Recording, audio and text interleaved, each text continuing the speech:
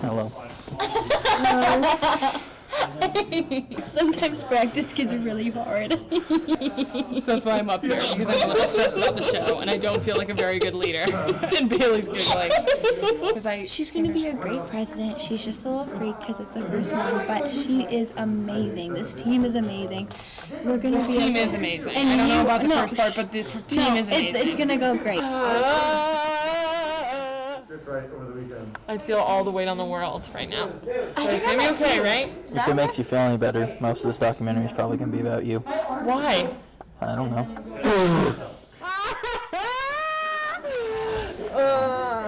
I can puke for you. I think I already have. Please puke I think I for have me. to I would puke. love if you could puke for me. I think I legit actually have to go puke. Do you want me to hold your hair back? No, I'm okay. I'm pretty good. I will take that marker and I'll shove it up your nose. Do you understand? Hey, Emma! Hey, take it away! No one listen! I got it. Does no one care about the sanctity of this team? I'm very stressed. I feel like the weight of the world is on my shoulders right now. And I feel like if this show does not go well, it's a reflection on me because I handle everything. So as of right now, I'm freaking out. My name is Bailey Sherman, and I am the Vice President / Treasurer for Spoons for Forks this year. I'm Josh Helm, and I am the chaplain and lore master. My name is Lucas Hibnan. I am one half of the media / social media position on Spoons for Forks. My name is Hannah Sater, and I am co-social media liaison on the team. My name is Abigail Bowers. I am just a regular member. My name is Jude Morris. I hold no positions on Spoons for Forks other than a happy member. My name is Emma Gorbett. I am the president of Spoons for Forks. So Spoons for Forks was started by a bunch of kids who got basically self-rejected from Green Room. And so what they do is they go to one of the Green Room advisors for theater, so the theater president basically, and say, hey, can we start a club within Green Rooms and call it Spoons for Forks? And they were like, okay. All they were spending on was pizza. Now we have more expenses, so we actually need money to survive as a club. Like once it was becoming very popular, they were queuing like thousands and thousands of dollars. And so at one point they had about $10,000 in their bank account and had decided to spend that on sports drinks. And they made a custom Spoons for Forks sports drink and gave it out to every single person in the audience. And they only made enough for everyone in the audience, and once the sponsor of the club found out, he immediately quit. And because of he also ran Green Room, they had to be dropped from Green Room. Hi everyone. I just want to give you a little disclaimer. This happens every practice. So I would like to say that this doesn't happen. I would like to say that I have a little bit more control than this. But to be completely frank with you, it does not. This happens every single practice. Eventually it will look like an improv show by the end of this, miraculously, because there is a God. And that's how I know that God is real. Is because somehow this works out and people love it. So just want to give you a heads up. Hey, Emma.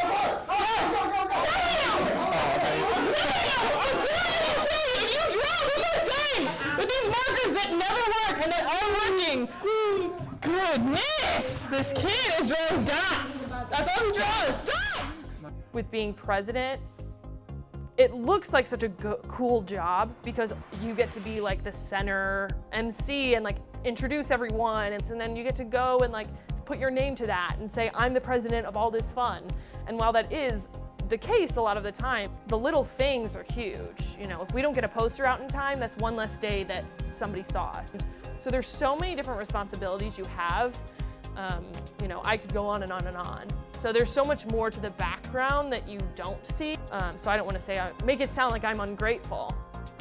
But what I will say is there's so much pressure to give you context, because I think this will help. Spoons for Forks had a huge breakup. So basically before I got on the team, half the team left and quit. And so when I saw the team, there were 4 people on the team. But right when that breakup happened, Spoons for Forks was pretty much known as like as a funny thing that used to be cool, but now is like weird. So since I've become president, I have been trying to build up our brand again to what we once were. My goal has been, I want us to be a real club. I do want us to look professional and be a good club and be, you know, responsible and reliable, and a place where people feel, because we are so responsible and reliable, feel welcomed and loved and cared about and feel like there's a godly presence, but they can also laugh and have fun. So that's the whole thing, and that is why I'm struggling finding a new president, because who in the world is crazy enough to say, absolutely, I want this job so bad. Emma has been a great president. She's done a phenomenal job. I love Emma as president. She's such a wonderful human being. She's been incredible. I've never been under a different president. The public version, or like the between you and me, like 10 out of 10. But you don't tell her that. You tell her like 3. Yeah. Emma, 3 out of 10. She's 10 out of 10. Honestly, she's there for me all the time. She doesn't like to lead as one. She likes to lead as a team. So she does a great job at like making sure that we're all included. She's a great leader because she knows like how to bring our chaos back into order. So she's led this team incredibly, and I know that like I wouldn't be getting better. I wouldn't be like where I'm at now if it wasn't for the way that she's led us. She has done just amazing things and has really been able to launch this club to like just the next level. I think our team has experienced so much growth because of Emma. I don't think there's any coincidence that when I was a freshman going to the shows, there were plenty of seats open. But now when we go to shows, before COVID happened, of course, you couldn't sit in a seat sometimes. And I think that's because of Emma's leadership. Have you seen my spine? Misplaced. Actually, yes, it's in my hand right here. I was using it as a microphone stand. I guess I just don't understand why you need it that badly. I have a whole performance. And now we gotta put the tarp over the body. What? You're still alive? Yes! Oh, God! There we go. I lost my wallet. Did you? Hey, back off, man. Take it easy. I apologize. We're scared of you, man. I'm just so scared. Improv comedy is pretty simple in its general terms. It is making comedy up on the spot. Getting out on stage, getting a word, getting an idea instantly, and just saying the first thing that pops into your head. It's a lot of fun. It's stupid, but it's family. It's like storytelling without a script. The thing with theater in general is a lot of the times your typical theater, you're given a lot of things to work with. The beauty behind it is that all of that is gone. It's all about the joy and the build up and the love that you have between the two scene partners, and as well as the audience who gets to like have the beautiful opportunity of experiencing it with you. To me, it's a lot more personal than just like a sport. It's more personal than a two-man game. To me, it's an escape. When I was a freshman, I did not get along with anyone on my floor. I actually had to move because I would have signs on my door that said move to Nesbitt. When I moved, I just stayed in and I discovered what improv comedy was in locking myself in my room, and that's what kept me laughing. And I kept thinking to myself, man, I want to experience this. It's an escape, it's dreams coming true in a really cheesy sense. Why is there no sand in my sandwich? Do I start? Sandwiches Are mostly Made up. sand. but Sometimes Witches. take long poops Casting out spells. for children. Setting table. Can we stop moving this around, please? And can we focus? Thank you so much. It's a lot of noise. Auditions. We need to vote on that by tomorrow. So as soon as we figure out if we're doing auditions or not, all of you, if you see somebody you know or think somebody would be good, even if they are just interested, we need to start talking to people about it because we want people to show up. I'm looking at different people and trying to figure out who I think would be a really good president because it's such an important role and it means that's just the world to me. This whole club does, that I want to make sure that if I hand it off to someone that there is a lot of work that has to go into the presidency. And so because of that, I'm working on who is going to be it and who loves improv enough to do all the work and the scut work behind it. Do I want to be the next president of Spoons for Forks? I would say maybe. I wouldn't mind being president of Spoons for Forks. I think that being the president would be something that I don't think I'd want to choose for myself. So because of the positions that I hold as like lore master, I can't. Yeah, and like I'm content in that, and I think whoever she chooses next is going to do amazing. Honestly, I'm not sure because I don't want to say that I could because I honestly have no idea what goes on behind the scenes. But I know she does a lot of planning, a lot of meeting and arranging, and I kind of hate that stuff. Me personally, I don't do phenomenal under stress, but I know that like with my teammates helping me out, I think I'd be okay under stress. I've held leadership positions before in the past, so I definitely know what it means to be a leader and the requirements. We also carry those things as a team and we work them out as a team, so I feel like it wouldn't have to solely just be on my shoulders. I think I could handle that, for sure. What time is it?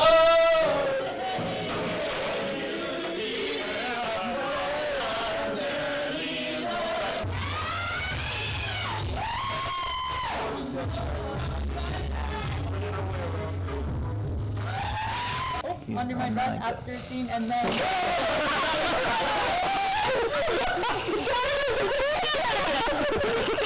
Now that's content.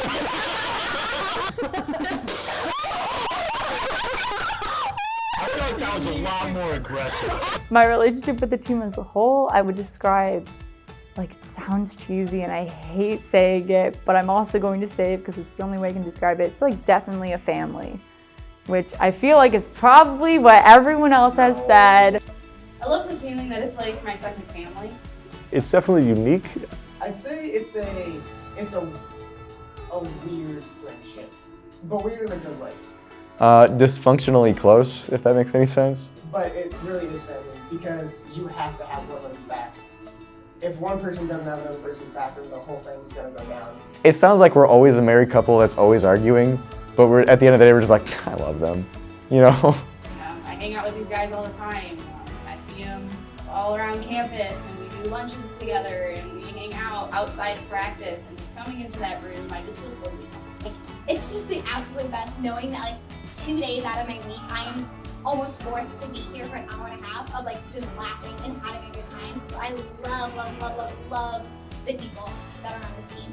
I love to smile and I love to laugh, and God knows that I need that in my day, because oftentimes I get so caught up in everything in the world that I forget to just be in the moment and smile and laugh. And so they're God's blessing of my joy.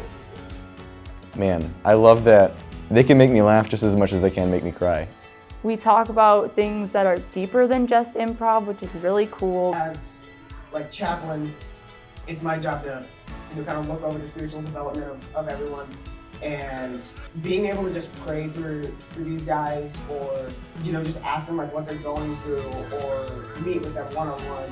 Like, we have laughed with each other to the point where nobody can breathe anymore. There are moments where we'll sit in a circle and pray for each other and sob with each other. And it sounds so just so cliche and cheesy to say that we're a family, but man, we really are. Don't feel bad about saying family, because Jude is literally the only person who hasn't said the word family. Yeah. And he just hinted around the word. Yeah. He said everything except. I guess you could say we're related, not quite by blood, but I could probably call them a relative. Like, that's my impression of Jude Morris. That one was free. Let me get my longboard and use my deep voice to swoon someone. No, like in the midst of that time of moving to a different floor, I was real sad, but the one thing, and sad's an understatement, I was pretty depressed. But the one thing that kept me laughing was I discovered what improv comedy was. My RA was very concerned about my mental well-being after the move, and he went to my room to check on me, opened the door and saw that I was laughing really hard at a video, and closed the door and felt satisfied knowing that I was okay. And that's when I kind of knew that I needed to do this. So this has been the best thing I've done in my college career. I've grown so much because of and outside of this team. When we all went home for quarantine, like what crushed me the most was not doing improv. I would love to keep going. I mean, I'm a super senior. I don't have much left on campus. I just kind of do my thing. The only thing that I think I'm here for that's worth it right now is Spoons for Forks. So it would mean a lot to keep doing it. Like, if this is my last semester, that will suck a bunch, but like, I had a good run. But boy, I have a lot more fuel left in me, I feel like. All right, what else do we need to do? Wrong. Nope. There's definitely more we need to do. I just thought of it. What else do I need to tell you? Basically, we need to show people that we actually have a show because we're basically non-existent right now. Because they're like, Spencer Forks, what? COVID, what? Hey guys, we have a show. Shameless plug today in comp class. I'm so Good job. Yeah. What I mean when I say plugging, I'm gonna try and get posters and tickets and stuff. We will be hopefully outside with our normal booth, like telling people to show up and be there and doing all that kind of stuff if I bring all the stuff. So I need all of you to be plugging it as much as possible. I do have a confession. Remember last year when we gave Peter so much flack for literally not putting any poster anywhere? You also did not. I have every single show poster in my I'm so sorry. I know, that's why I no longer trusted you, because I told all of you, hey guys, can we please get some posters out? Like, I know you guys walk a lot of places, just put them even in your dorm.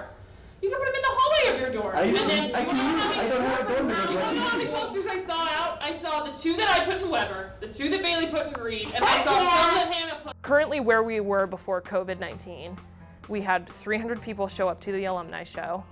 Then we had 250 show up to the next show. Then we had 275, and we were maxing out capacity. So there was 175 seats I counted.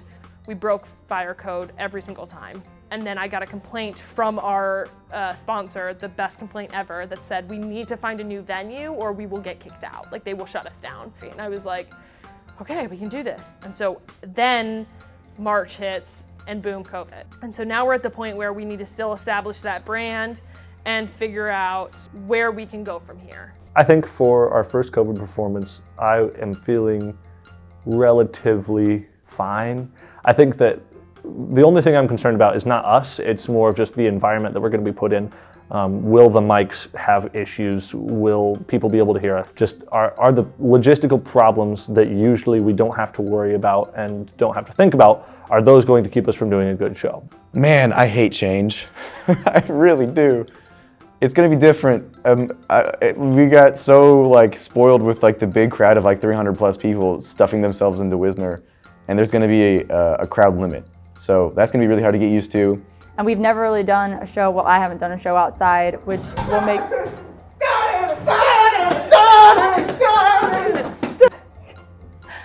Can you repeat the question? I'm just gonna take a moment to recover from that. I think overall it'll make the experience more fun because this is kind of a stressful, uneasy time, and it'll be cool to have the opportunity to like make people laugh during it, so. Here we go, guys.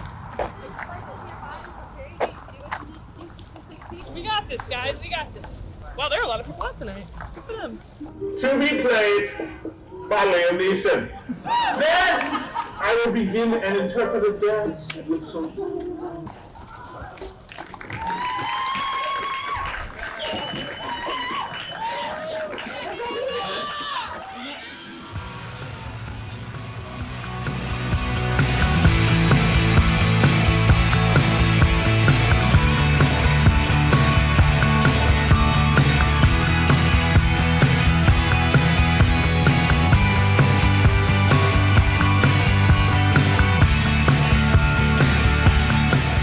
I know for a fact that Josh has picked the next chaplain, which is going to be Roma, which narrows it down to Hannah and Jude. I love caring for people. I love helping them through things. I love praying for people. Honestly, if chaplain was something I could do, that would also be really awesome. I would love just to reinvest in the team, whatever that means. So yeah, I think being chaplain would be cool if it comes around. Stop asking us to say something funny when we're selling tickets. That's not how improv works. It's so annoying. Every time it's like dance, monkey, dance. That's not at all what improv is. It's like you don't go to a sandwich worker when he's at home saying, "Hey, can you make me a sandwich?" when he doesn't have the food to make you a sandwich. It's a two-person thing. Sorry, I'm not angry about it though. You would never guess.